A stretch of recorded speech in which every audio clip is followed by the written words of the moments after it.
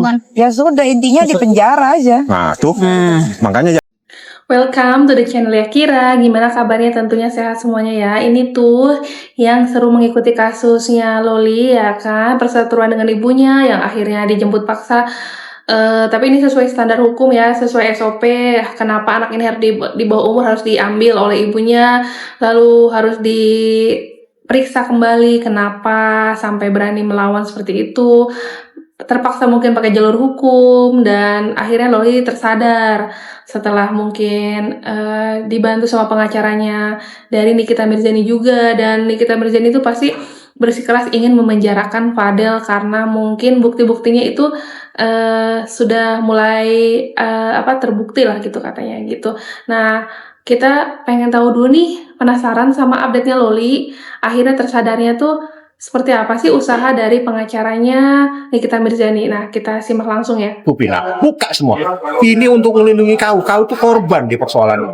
Siapapun yang membuat kau menderita, dia berurusan dengan saya dan Niki. Gitu. Nangis dia, nangis sama saya rangkul.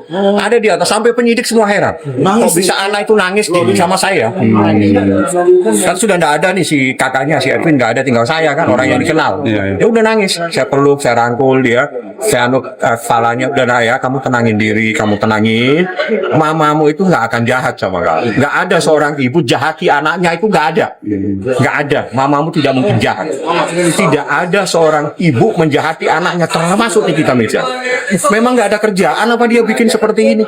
Dia itu melindungi kau karena apa? Dia tahu apa yang terjadi, tahu apa yang dilakukan oleh seseorang terhadap kau. Niki tahu semua, dan itu disampaikan kepada saya sehingga saya proses hukum. Kau berurusan dengan kami sekarang, kau berurusan dengan hukum. Ikutin saja proses. Saat pemeriksaan, Loli pun menyampaikan dengan santai. Santai, mulai santai. Tapi ya memang agak sedikit ada anu lah. Ya udah, jadi akhirnya nanti Niki saya dikasih keluar agak menjauh, takut dia lagi supaya dia tidak lagi bicara keras. Nangis kok, saya peluk malah, karena memang dulu seperti anak saya yang dari kecil. Saat itu Dokter Oki juga coba menenangkan loh. Ya, waktu Dokter Oki menenangkan itu saat di apartemen, sampai di mobil, sampai di atas saya sama Edwin. Tapi setelah itu Edwin pulang, saya ambil alih, saya yang menenangkan sehingga dia bisa bicara dengan Suisi. Nak, kau tahu, kau jangan salah paham. Ini untuk kepentinganmu, ini untuk kebaikanmu, dan ini untuk keadilan yang dilakukan mamamu buat kau. Mamamu itu ingin melindungi kamu dengan cara apa? Dengan cara mencari keadilan kepada negara, melakukan laporan polisi. Kau ikutin, jangan ada yang kamu bohongin. Buka semuanya. Yang benar kamu bilang benar, yang salah kamu bilang. Om tidak akan mungkin mengajari kau persoalan ini. Sampaikan saja apapun. Nangis dia kan? Sudah, mulai sekarang jangan lagi kau panggil namanya. Iya, itu mama saya. Itu bersumpah nggak? Mama saya tidak akan menyuruh anak kecil untuk bersumpah. Itu adalah mama saya. Ya nak, kau duduk yang tenang.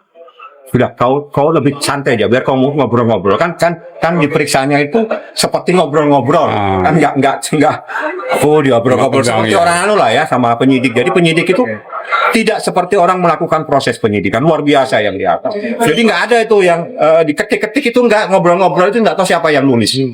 Jadi biar dia tenang, seperti itu kejadiannya. Jadi setelah itu katanya dia biar tidak terjadi lagi nanti salah paham, Niki bilang ya ini anak saya.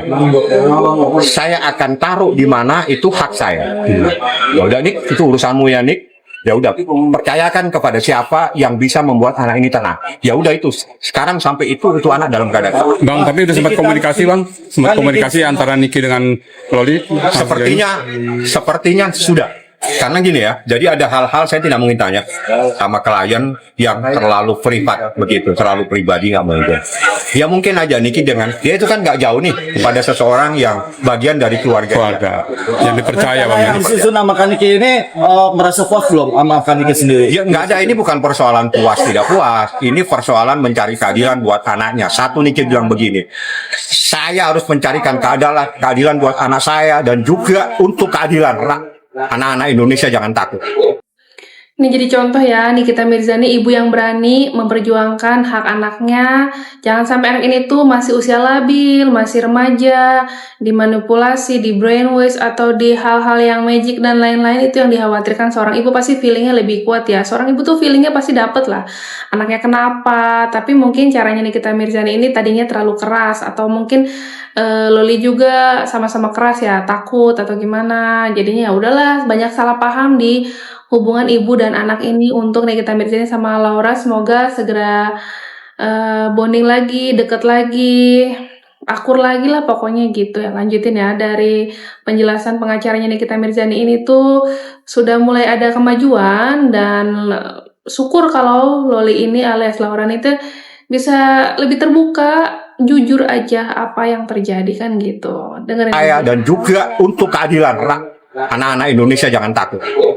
Jangan lagi ada anak perempuan diperlakukan seperti ini. Bang sempat nyebut-nyebut si FA itu nggak? Nggak ada lagi. Berantemnya kan yang kamu dengar kan pada saat pengambilan itu. Setelah itu nggak ada. Dia cuma teringat saya ini mau dibawa di mana. Saya itu pertanyaan karena dia bingung nih. Kok begitu banyak orang, saya ini mau dibawa kemana? Saya bilang terakhir di atas, kau itu nak mau dilindungi mamamu. Ya, mamamu melindungi kamu dengan cara dia membuat laporan polisi. Kenapa? Nggak mungkin mamamu sendiri bisa melakukan perlindungan kalau bukan negara. Dalam hal ini aparat penegak hukum. Baru dia paham. Baru paham, tolong nak ya. Ya, salah satu upaya seorang ibu lah untuk anaknya. Nikita Mirzani ini udah langkahnya tepat. Tidak mungkin sendirian bisa mengendalikan Laura atau Loli ini tuh.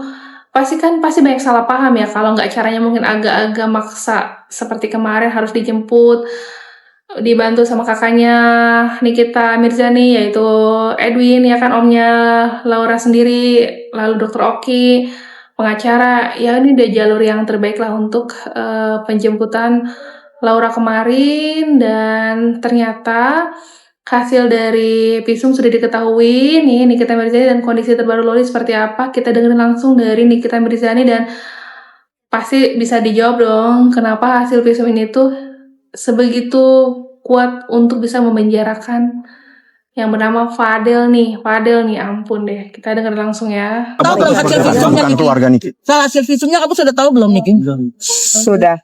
Seperti apa reaksi kamu saat ini? Ya menguntungkan kamu nggak sih? Kok menguntungkan sih?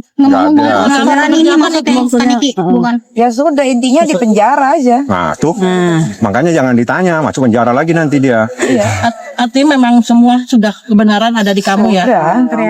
Ya kalau enggak, ya ngapain kita lapor ke polisi? Capek-capekin aja, kasihan mereka juga banyak kerjaan kan, polisi-polisi di situ. Karena udah cukup bukti, semuanya juga udah komplit ya, makanya dilaporkan. Kondisi Loli sendiri gimana tadi sempat Baik. Laura baik sekali keadaannya, karena mungkin sudah vibe-nya sudah berbeda ya. Sudah tidak di lingkaran setan ya kan. Jadi sekarang dia sudah bisa mengontrol emosi, sudah bisa diajak bicara dengan baik, sudah sangat amat tenang. Mudah-mudahan nanti dari mulutnya Laura sendiri yang akan bercerita. Mungkin nggak di sini, nanti saat mau masuk ke pengadilan.